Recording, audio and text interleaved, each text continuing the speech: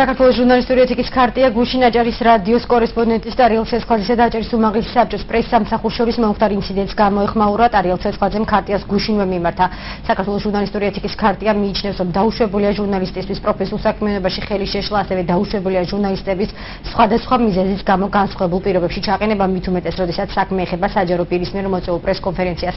შეგეხსენებთ, რომ გუშინ არიელ ცეცხლაძე აჭარის უმაღლესი საბჭოს თავმჯდომარის ტრადიციულ ბრიფინგზე დღეს დაგეგმილი სასამართლო პროცესის გამო არ დაუშვეს, მიზეზად კი ავთანდილ ბერიძის უხერხულ სიტუაციაში ჩაყენება დაუსახელეს.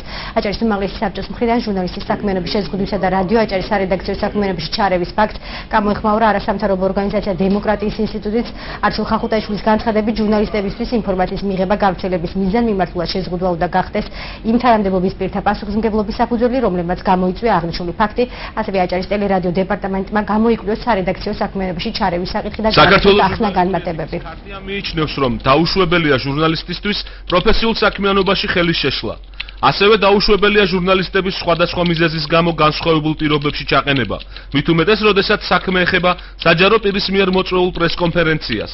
საქართველოს ჟურნალისტური ეთიკის ქარტია მოუწოდებს აჭარის უმაღლეს საბჭოს, მის ხელმძღვანელს და საბჭოს პრეს-სამსახურს არ შეუშალონ ხელი მედიის წარმომადგენლებს მუშაობაში, არ ჩააყენონ ჟურნალისტები განსხვავებულ პირობებში. აჭარის ავტონომიური რესპუბლიკის უმაღლეს საბჭოში გამართულ ბრიფინგზე ზოგადად ჟურნალისტის არდაშვების ფაქტი უნდა შესწავლილი იქნეს სრულყოფილად და ვფიქრობთ, უნდა დაისვას იმ პირთა პასუხისმგებლობის საკითხიც კი, ვისაც მიუძღვის წვლილი აღნიშნული ფაქტის დადგომაში.